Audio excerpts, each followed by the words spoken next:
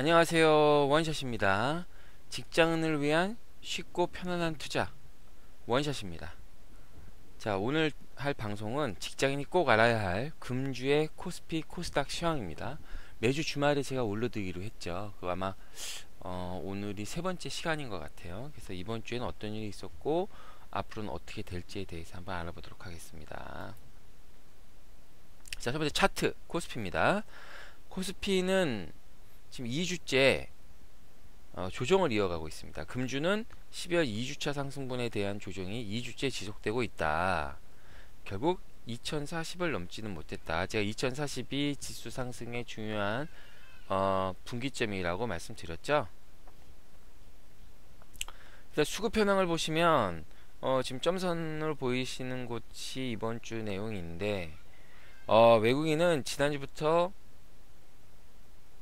매수가 끊겨서 금주 지수 하락의 원인이 되고 있습니다. 지난주에 팔았는데 외국인이 사다 팔았다 했죠. 그 다음에 이제 기관은 뭐 지속적으로 매도 중이고요. 연기금만 홀로 매수 중에 있습니다. 그래서 이번 주에 연기금이 새로 좀 들어왔습니다. 지난주 말부터 들어와서. 그리고 금융투자는 단타 매매라고 말씀드렸는데 이번 주 여기 보시면 이번 주에 이제 이번 주는 샀습니다. 근데 지난주는 계속 팔았죠. 그러니까 한 주 사고 한 주 팔고 이제 더구나 이제 중요한 점 기관은 12월 중순쯤 되면 이제 하루 한 해의 장사를 마감을 해요. 그래서 장부를 마감합니다. 결산을 아예 일찍 당겨서 하는 거죠. 그러니까 그런 걸 북클로징이라고 하는데 이제 북클로징이 있을 경우 한 다음에는 이제 뭐 변동이 있는 게 싫은 거예요. 이미 결산을 다 했으니까. 그래서 거래가 굉장히 활발하지 않아서 대금이 줄어듭니다. 그래서 지금 그런 상황인 거죠. 그러면 일단 코스피에서 연기금이 잠깐 들어왔는데 뭘 샀나 한번 보시죠. 일단 연기금은 이제 업종 대표주 늘 사는 거 있잖아요. 이게 그런데 포트폴리오로 사기 때문에 일단 업종 대표주 몇 개 이제 찍고 그 중에 전자, 삼성전자, 화학, LG전자, 자동차, 현대차 뭐 이런 거 찍고 이제 좀 약간 관심 있게 볼 게 정유, 철강, S오일, 금호석유, 현대제철을 매수하고 있습니다.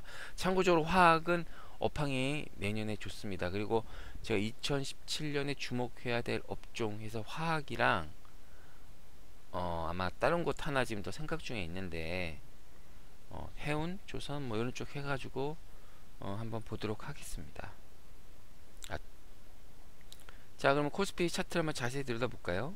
자, 이게 2주차 상승을 했었고 3주차에 조정이 시작됐고 이제 4주차가 조정이 시작됐습니다.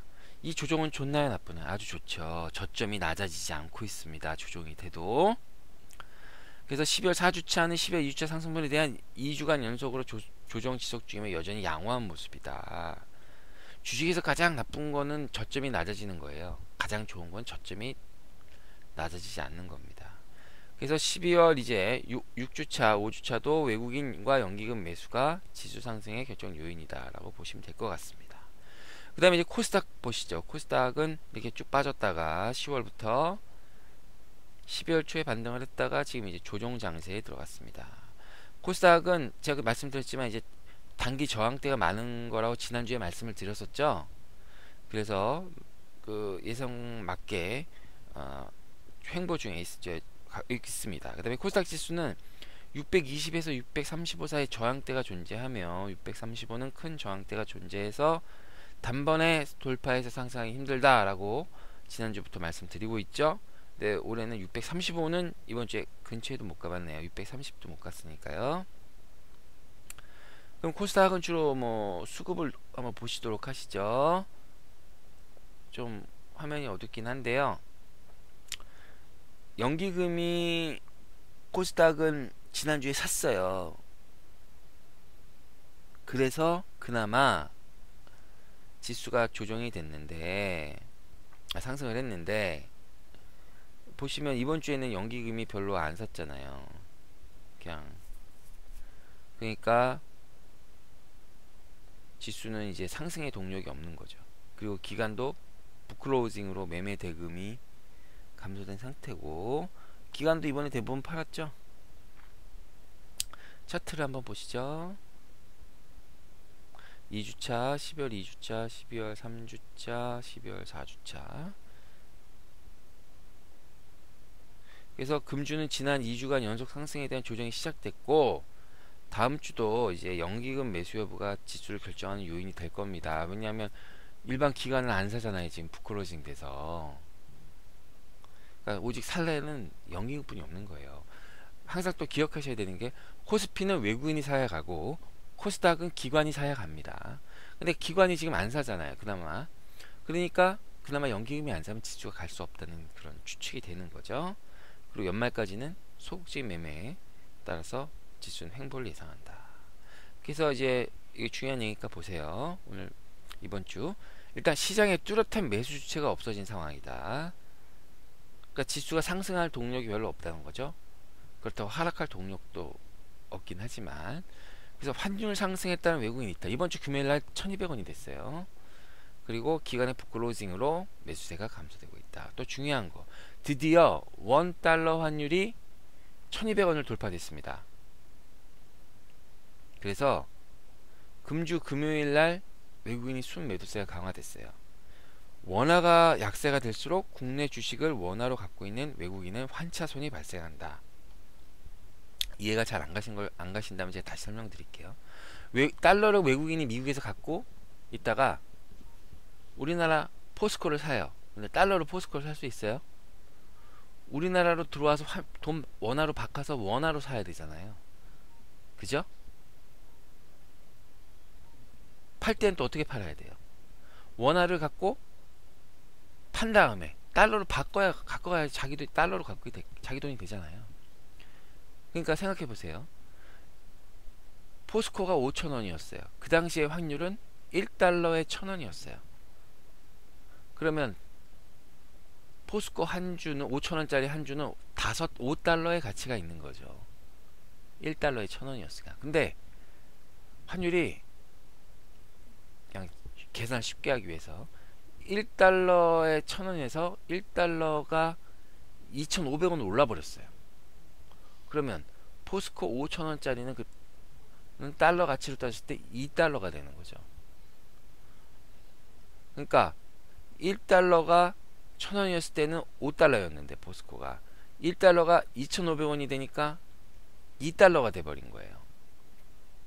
외국인은 아무것도 안 했는데 환율이 그렇게 올라가다 보니까 손실이 나버린 거죠. 그걸 환차손이라 그럽니다.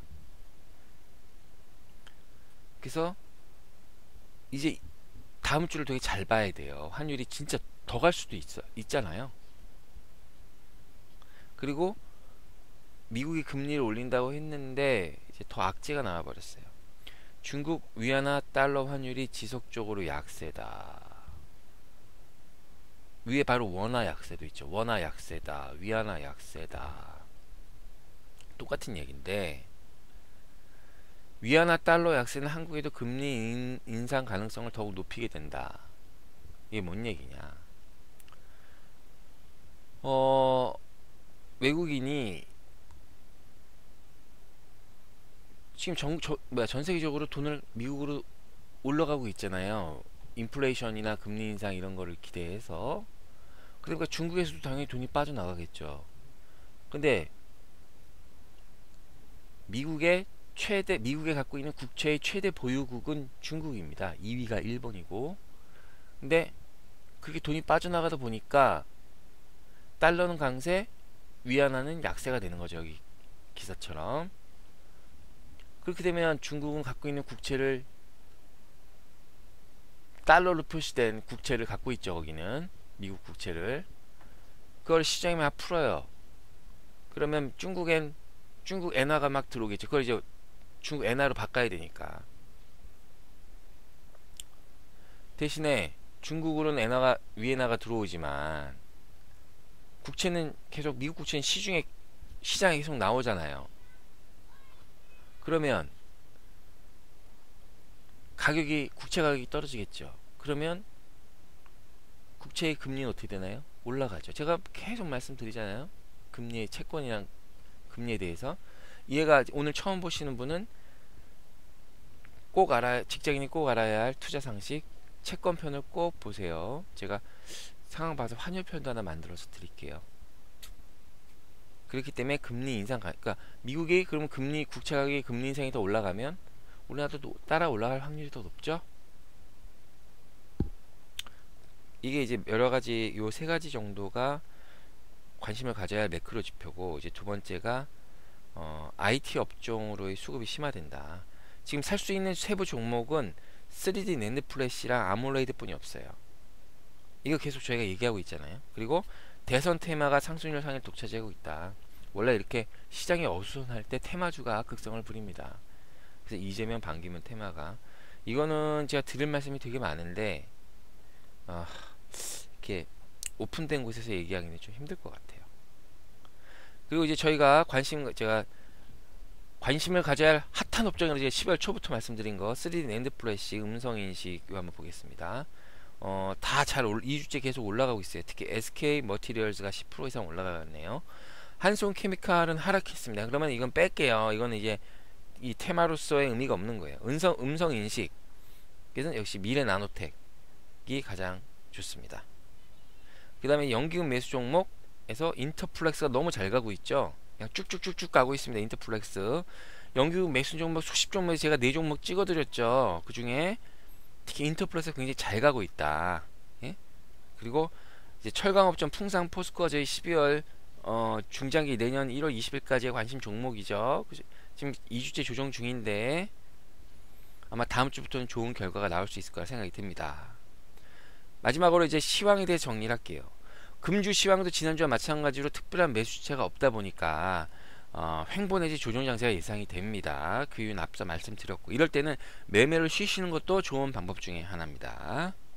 쉬시고 다음 주를 한번 이제 다음 주가 아니라 이제 내년을 한번 준비해 보세요. 그래서 3D 낸드 플래시, 인공지능 열심히 괜찮고, 대신 이제 3D 낸드 플래시는 장비보다는 지금 시점에서는 이제 재료 SK 머티리얼즈를 한번 관심을 가져가실 필요가 있다. 한솔케미칼은 X. 그다음에 연기금 매수 종목에도 이제 관심을 가져보시라 말씀드리겠습니다. 슈퍼킹 코리아 한번 보시고요. 인터플렉스 너무 많이 갔으니까 12월 최소 노준은 여전히 같습니다. 최대한 짧게 좀 하려고 그러는데 말하다 보면 늘 길어져 가지고요. 잘 보셨다면 저 구독 버튼, 좋아요 버튼 꼭 좀 부탁드리겠습니다. 이렇게 좀 많이 구독도 해주시고 좋아요 버튼 많이 눌러주셔야 저도 힘이 나서 좀 좋은 자료들, 제가 다 이렇게 이런 얘기들을 다 이제 제가 무료로 다 해드리고 있잖아요. 그러니까 또 이런 걸 또 이제 정기적으로 구독하시면 좋고, 그러니까 이런 게 많으셔야 이제 제가 좀 힘이 나서 할 수 있을 것 같습니다. 자, 오늘 이상은 원샷이었습니다.